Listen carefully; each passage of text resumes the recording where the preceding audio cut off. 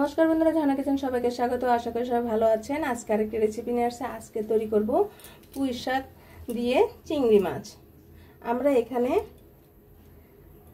দেশি চিংড়ি নিয়েছি, খুবই সুন্দর এবং কালো কালো দেশি চিংড়ি। প্রত্যেকটা চিংড়িতেই ডিম হয়েছে। আর আমাদের লাগছে এখানে 1 চিমটে পরিমাণের মতো কালো জিরে, এখানে ধনিয়া গুঁড়ো আধা চা চামচ পরিমাণের মতো, লঙ্কার গুঁড়ো 1 চা চামচ পরিমাণের মতো, হলুদ গুঁড়ো আধা চা চামচ পরিমাণের মতো। আর আমরা এখানে ছোট সাইজের একটি রসুন শিলপাটায় থেতো করে নিয়েছি। আর এখানে বড় বড় সাইজের 2টি পেঁয়াজ কুচি। আর আমরা এখানে নিয়েছি শুধু পুঁই শাক, আমরা ভালোভাবে এখানে ধুয়ে আলাদা করে নিয়েছি। আর এখানে আমরা পুঁই শাকের ডাঁটা এবং আলু এভাবে চিকন চিকন করে ফালি করে নিয়েছি। চলুন প্রথমে আমরা চিংড়ি মাছ এবং হলুদ লঙ্কার গুঁড়ো দিয়ে লবণ দিয়ে মাখিয়ে নিই। প্লিজ বন্ধুরা, এখনো যারা সাবস্ক্রাইব করেননি তারা একটি সাবস্ক্রাইব করে দিবেন এবং একটি লাইক করে দিবেন। আপনারা আমার পাশে থাকবেন। নতুন নতুন রেসিপি নিয়ে আপনাদের সামনে হাজির হব। এখন ভালোভাবে চিংড়ি মাছগুলো মাখিয়ে নিব। এভাবে যদি চিংড়ি মাছ রান্না করেন তাহলে আর অন্য কোনো তরকারি লাগবে না, এত এত টেস্ট হয়। এবং দেশি চিংড়ি তো কোনো কথাই হয় না। চলুন, আমাদের চিংড়ি মাছগুলো মাখানো হয়ে গিয়েছে। এখন আমরা চিংড়ি মাছগুলো তেলে ভেজে নিই। আমাদের কড়াইটা গরম হয়ে গিয়েছে। আমরা 2 চা চামচ পরিমাণের মতো সাদা তেল দিয়ে দিয়েছি। এখন আমরা চিংড়ি মাছগুলো দিয়ে দিব। দেখুন চিংড়ি মাছগুলো কত সুন্দর দেখাচ্ছে। এভাবে আমরা কিছুক্ষণ এভাবে ভালোভাবে ভেজে নেব মাছগুলো উল্টিয়ে পাল্টিয়ে। আমাদের চিংড়ি মাছগুলো ভাজা হয়ে গিয়েছে। এখন আমরা চিংড়ি মাছগুলো বাটিতে তুলে নিব। চিংড়ি মাছগুলো আমরা তুলে নিয়েছি। এখন একটা পেঁয়াজ কুচি আমরা এখানে দিয়ে দিব আর রসুন কুচি দিয়ে দিব।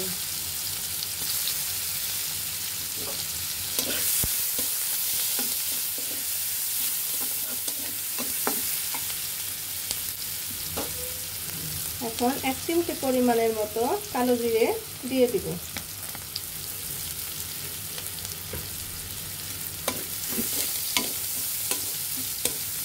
আপনারা চাইলে এখানে কাঁচা লঙ্কাও দিয়ে দিতে পারেন, কিন্তু চিংড়ি মাছ দিয়ে রান্না করলে লঙ্কার গুঁড়ো দিলেই অনেক টেস্ট হয়। এখন আমরা সবজিগুলো দিয়ে দিব। এখন আমরা ধনিয়ার গুঁড়ো, লঙ্কার গুঁড়ো এবং হলুদের গুঁড়ো একসাথে দিয়ে দিব। আমরা ডাঁটা এবং আলুগুলো ভালোভাবে কষিয়ে নিব। তারপর কষানো হয়ে গেলে আমরা শাকগুলো দিয়ে দিব। শাক আগে দিলে শাকটা খুবই সহজে নরম হয়ে যায়, এর জন্য শাকটা একটু পরে দিব। এখন প্রয়োজন মতো লবণ। আপনারা অবশ্যই কমেন্টে জানাবেন পুঁই শাক চিংড়ি কেমন হলো। এখন ভালোভাবে আমরা সবজিগুলো কষিয়ে নিব। এখন বন্ধুরা, আমাদের আলু এবং পুঁই শাকের ডাঁটাগুলো কষানো হয়ে গিয়েছে। এখন আমরা এর মাঝে পুঁই শাকের শাকগুলো আমরা এর মাঝে দিয়ে দিব।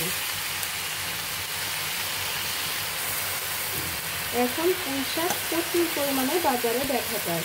আপনারা প্লিজ একবার হলো বাসায় এভাবে দেশি চিংড়ি মাছ দিয়ে পুঁই শাক আলু দিয়ে রান্না করবেন। এতটাই মজার হয়, আর কোনো কিছু রান্না লাগবে না, শুধু একটা তরকারি দিয়ে হয়ে যাবে এক কথা।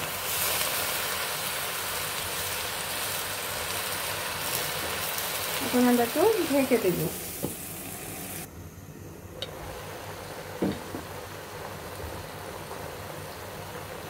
আমরা সামান্য পরিমাণের মতো লবণ দিয়ে দিব, যাতে শাকটা তাড়াতাড়ি নরম হয়ে যায়। এখন আবার ঢেকে দেব।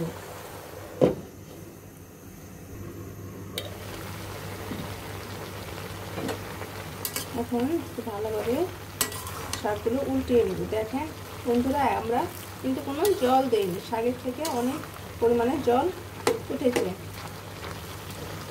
এখন আমরা ভেজে রাখা চিংড়ি মাছগুলো দিয়ে দিব।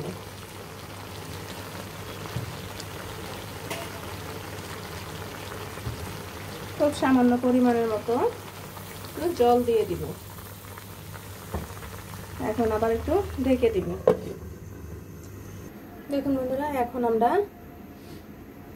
অল্প পরিমাণের মতো কিছু পেঁয়াজ কুচি এবং 1 চিমটে পরিমাণের মতো রাঁধুনি এবং 1 চিমটে পরিমাণের মতো কালো জিরে আমরা শিলপাটায় বেটে নিব।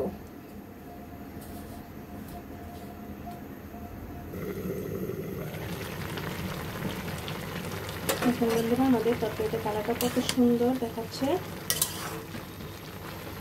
আলু গলে গিয়েছে। আপনারা অবশ্যই লবণটা চেক করে দেখবেন।